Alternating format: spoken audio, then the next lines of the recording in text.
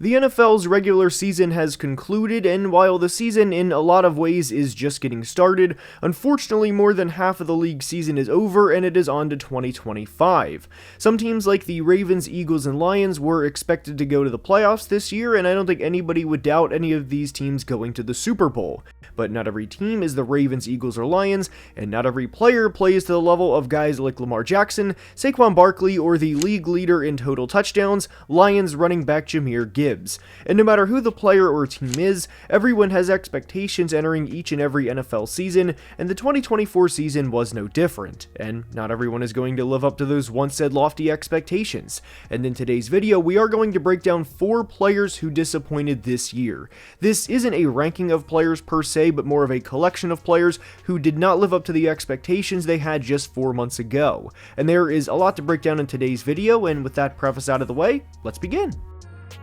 And we are starting today's video with Colts quarterback Anthony Richardson. This doesn't apply to just AR as it applies to the entire Colts organization, but 2024 was a very disappointing season for Anthony Richardson and the Colts. Richardson is an easy player to discuss because of how high the expectations were entering the year. The 2023 Colts went 9-8 and finished 10th in points per game offensively. I know this probably seems like an eternity ago, but this was in a year where the Colts' leading rusher was Zach Moss, who actually had more yards than Jonathan Taylor, as JT missed several games in 2023. This was also in a year where Michael Pittman had over 100 receptions and had over 1,100 yards, and rookie Josh Downs also had over 750 yards, and the future looked very promising. They were a couple of mistakes away against the Texans in Week 18 of the 2023 season from winning the AFC South with a rookie head coach, and they were getting a top 5 draft pick back in 2024. And not just any top 5 draft pick, but a top 5 pick who was selected by a head coach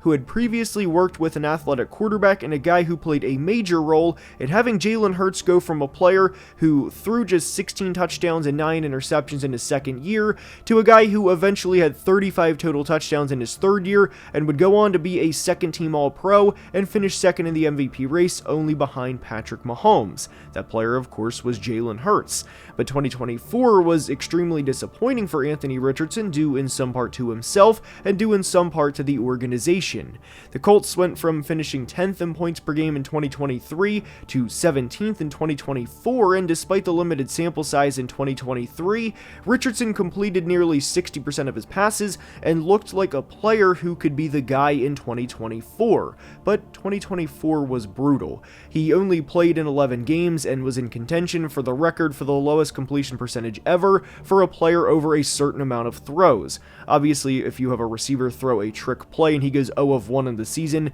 then that's technically the worst completion percentage in NFL history, but the point is, AR was nearing Tim Tebow levels of completion percentage. Tebow completed just 46.5% of his passes in 2011, and AR completed just 47.7% of his passes in 2024. Michael Pittman also took a big step back as he had over 100 receptions on over 1,100 yards in 23, only to regress to having a 69-catch, 808-yard season in 2024. The Colts actually had 3 receivers with 800 yards this year, but it was a very disappointing year all around. Richardson and second-round pick Adonai Mitchell were seemingly never on the same page, and Adonai Mitchell finished his rookie year with a catch percentage of just 41.8%, which is pretty disappointing because I thought he was open a reasonable amount on tape. I know Adonai had multiple drops throughout the 2024 season, but that was kind of the story of the 2024 Colts, a day late and a dollar short. There was also the part of the year where AR took himself out of the Texans game, and I know some people don't like Pat McAfee, but I thought what he said about this was incredibly accurate, and he said that this does not happen in winning organizations. There was also an article that came out from The Athletic recently that Anthony Richardson was quoted as saying, quote, "The guys ask me to do certain things, and even if I didn't feel like doing it, man, you gotta do it," end quote. And this was after being named the starter again. This to me is alarming because this isn't something that should be just getting realized nearly 2 full seasons into his NFL career, and not after the season he had to that point. The expectations were high in 2024 for AR and the Colts, and unfortunately, they failed to live up to the expectations. And I do think it's fair to say, Anthony Richardson was one of the biggest disappointments of the entire 2024 NFL season. Next up is Will Levis of the Tennessee Titans, and I'll be honest, heading into the 2024 season, I had reasonably high expectations for Levis. He threw 8 touchdowns to 4 interceptions in his rookie year in limited time, and the flashes were there. The Falcons game where he had 4 touchdowns in his debut was one everyone was excited about. The Titans legitimately thought they had their guy, and as we saw the rest of the 2023 season play out, you saw how lackluster of talent was on the Titans roster, and general manager Ran Carthon had his work cut out for him as he entered the 2024 offseason. And I will stand by the fact, even after the 2024 season, that I think Ran Carthon did a tremendous job in bringing in talent to help out his young quarterback. He did everything he possibly could have from an overall roster talent standpoint to give Will Levis a fighting chance, and that is a big reason as to why Levis is in today's video. Outside of DeAndre Hopkins, the receiving talent wasn't all there entering 2024, and I know Nick Westbrook-Akine stepped up in a big way down the stretch of the 2024 season, as there for a 5 or 6 week span, it really seemed like Westbrook-Akine was getting into the end zone every week, but Ran Carthon brought in former division rival Calvin Ridley, and he also brought in Lloyd Cushenberry in free agency, and he also drafted J.C. Latham in the first round. It was now on Will Levis to perform, and even from a running back standpoint, he brought in Tony Pollard to pair with Tajay Spears. So heading into the 2024 season, I didn't think it was unreasonable for the Titans to potentially have an 8-win or 9-win year and potentially compete with the Texans for the AFC South. Now, to be clear, I didn't think they were going to win the AFC South, and I didn't think they were going to win the South back like they did back in 2021, and then host a home playoff game and maybe even win a playoff game like they did back in 2019, and that this was the Will Levis show from here on out. But I was expecting to see a lot more than what we did, and the tone was set for the Titans 2024 season back in week 1, when Will Levis had a truly terrible pick 6 against the Bears, and then in week 2, a truly terrible red zone turnover against the Jets, and then in week 3, a pick 6 early against the Packers, and that was how Will Levis' season went in 2024. The ultimate cherry on top for Levis was against the Bengals, in which he finished the day 8 for 12 before being benched, and out of the 4 incompletions that he had in that game, you may not know this, but 3 of those incompletions were interceptions. And I think when you factor in everything together, with the roster improvements that Ran Carthon made, and with the lack of development from Will Levis, that he unfortunately has a big part in today's video. I know there's a lot of mixed feelings around corner L'Jarius Sneed within the Titans fan base right now, especially because the Chiefs have the first pick in the 3rd round of the 2025 draft from a trade with a player they never intended on paying. But what I will say is that I thought general manager Ran Carthon did a tremendous job from the end of the 2023 season to week 1 of the 2024 season in terms of bringing in talent and in terms of improving his overall roster. Derrick Henry was never going to re-sign with the Titans, and he wanted to go get a ring, and right now that's looking like a solid decision, as the Ravens may make a deep playoff run. But if you look at the job of Ran Carthon, which is to improve the roster, and by bringing in all of the veterans he did, unfortunately the quarterback play for the Titans in 2024 really let this team down. And positively for the Titans entering 2025, they finished 2nd in yards allowed as a defense in 2024, despite missing both L'Jarius Sneed and Chidobe Awuzie for significant portions of the year. But unfortunately, Will Levis did disappoint in 2024, and that's why he makes today's video. Next up is CJ Stroud of the Texans, and one of my biggest fears for the 2024 Texans ultimately came true. Whenever there's a team that's on the rise and has a hot rookie quarterback that also wins a playoff game, conveniently in this case along with a then rookie head coach in DeMeco Ryans and an offensive coordinator who looked good in 2023 in Bobby Slowick, expectations are going to be incredibly high entering the following year. And unless the said team makes it to a conference championship game, or they lose in a fashion like the Bills did to the Chiefs back in 2021, where they put up 35 plus points as an offense and looked spectacular in the process, there's almost always a 0% chance the team lives up to the hype they had entering the season. And that's exactly what happened with the Texans in 2024. CJ finished the 2024 season with less touchdowns and more interceptions than he had in 2023, despite throwing more passes, and at times it was ugly. Now, it's obviously not fair to blame the entirety of the 2024 Texans struggles solely fully on CJ Stroud,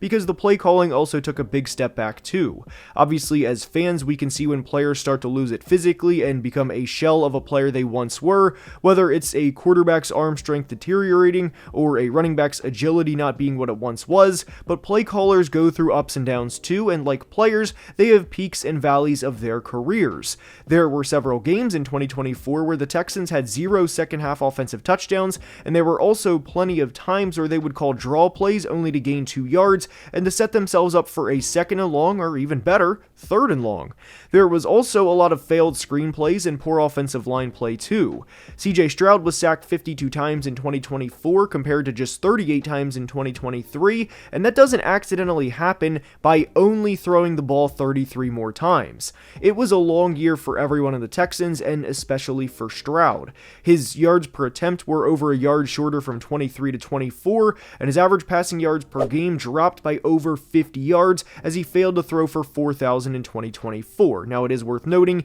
he did not play the full game in Week 18, though I don't think he would have had a 300-plus yard game against the Titans in Week 18. Who knows? The point is, he didn't throw for 4,000 this past year. The Texans also had to adjust a bit to more 11 personnel with the 3 receivers and Nico Collins, Stephon Diggs, and Tank Dell compared to what they did in 2023, and I also think that played a part in why Stroud was sacked much more in his second season versus his first season. And this obviously has nothing to do with CJ, as I am also lumping the Texans as a team into this, but it was disappointing for everyone that we didn't get to see the true firepower of this offense unleashed outside of a couple of games. None of the 3 receivers and Nico Collins, Tank Dell, or Stephon Diggs played more than 14 games, and I do think it's disappointing we didn't get to see what they could all do together over the course of a year. Obviously, that's nobody's fault, and I wish both Tank Dell and Stephon Diggs the absolute best in recovery, as they are each recovering from major knee injuries, and especially Tank. I think there is a chance this team beats the Chargers in the wild card round, albeit a small chance,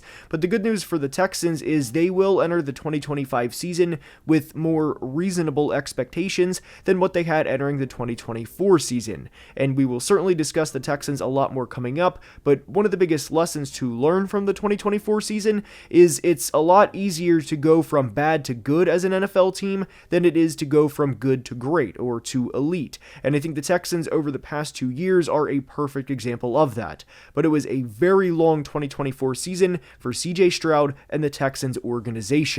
Next up is Deshaun Watson of the Browns, and he's in today's video for obvious reasons. Deshaun's final game in 2023 was against the Ravens, and this may seem like forever ago, but within that game, the Browns came back in the second half, and Deshaun was 14 of 14 in the second half, and that is by far the best half he's played as a Brown in the 3 years since he came back from suspension in 2022, and he looked really good within that second half. That was something to build on entering the 2024 season. I have loved what Andrew Barry has done with the roster, outside of the one trade, of course, and Kevin Stefanski as the coach, and I think they have done a really good job, again, outside of one major decision. But entering the 2024 season, the thought process from me was if Deshaun could play even at a league average level, and again, this was coming off of a game in which he was 14 of 14 and legitimately looked like there was promise there, then I thought the Browns could be an 8-9 or even a 9-8 team. Maybe if they have a couple of bounces go their way in a couple of games, maybe even a 10-7 team. Who knows?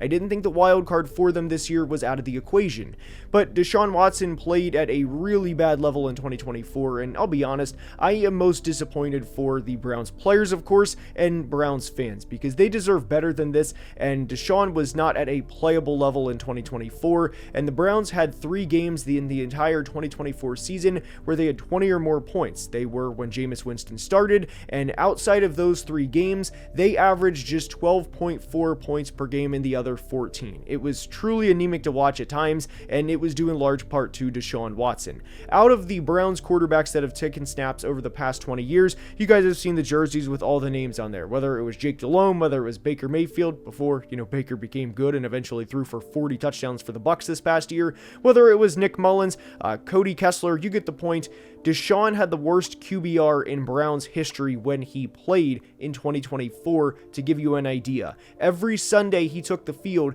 there would be some new Deshaun Watson stat of he is the lowest quarterback in league history in terms of this stat, or in terms of this stat, even worse than Jamarcus Russell and Ryan Leaf. and you get the point. And I really do feel bad for Browns fans to have to endure that type of season because their quarterback couldn't play at, forget a league average level, but even a poor level of play was unsustainable for Watson and the Browns, and that's a big reason why he's in today's video. There's news that came out recently that Deshaun Watson suffered a setback in his recovery from his torn Achilles, but he made today's video because of the level of play we saw on the field before the injury. Kirk Cousins also makes today's video because he had 17 touchdowns to 7 interceptions in the first 9 games of the year, which overall is pretty good. That would put him on pace for a 32 touchdown to 13 interception season, but after the Dallas game in week 9 in which he threw for 3 touchdowns, he had 1 touchdown to just 9 interceptions in the ensuing 5 games, and then was subsequently benched for rookie Michael Penix. Kirk was also tied for leading the league in fumbles, and that was the type of year it was for Kirk, especially after the Dallas game, and especially given the contract that Atlanta signed Kirk to. It was a disappointing end to what was a promising start, as Atlanta was 6-3 at a point, and unfortunately missed the playoffs entirely. Next up is Cooper Kupp of the Los Angeles Rams, and I do want it to be acknowledged that Cooper's dealt with his fair share of injuries over the past couple of years, but between 2018 and 2022, he had a catch percentage of over 70% in every single year. He was the guy in the Rams offense, and especially in 2021 when he won the first Triple Crown since Steve Smith all the way back in 2005, but it's largely been downhill for him since 2021. Now, it was always going to be difficult to replicate even close to that type of year, and guys dream of having that type of season, and I didn't expect Cooper to have 1,800 yards, or in his case, a 1,900 yard season year after year, but he's only had 2 1,000 yard seasons in his entire career. And when you look at the advanced stats, Cooper Kupp was not the best this year in yards per route run. His teammate Puka Nacua actually led the league in yards per route run this year with a 3.56, which was by far the best in the league, as A.J. Brown of the Eagles was second with 2.99, but Cooper Kupp was actually 31st in the league with yards per route run in 2024 with just 1.99 yards per route run. Even his teammate Tutu Atwell averaged more yards per route run than Cooper Kupp, and I think this is certainly worth acknowledging because Cooper Kupp will turn 32 in June, and he's certainly not a spring chicken anymore. He's also due $29 million in 2025 and has a very large dead cap hit, and he's also due $27 million in 2026, and I think there's a very real possibility that the Rams move on from Cooper Kupp this offseason. Expectations are obviously key for each and every player, and with Cooper Kupp, I don't think it's a case of him simply not being able to have another 1,000 yard season in his career, as that's an average of 59 yards per game for a full 17 game season, but I do think that he has disappointed over the past couple of years relative to the player that some people seem to think that he is. I still think Cooper Kupp is a very, very talented receiver, and it wouldn't surprise me at all if he has 100 yards in the postseason in each game the Rams play, and even him and Puka Nacua both for that matter. Those two are one of the best receiving duos in the entire league, but it is worth noting that Cooper Kupp is certainly starting to show his age, and the 1.99 yards per route run in 2024 versus Puka's 3.56 is a very telling stat. I hope you enjoyed today's video, and if you did, please like and subscribe, as only about 45% of people watching are subscribed, and we're trying to hit 200k subs by the 2025 draft. Until next time, please be safe and have a great day. Love you guys.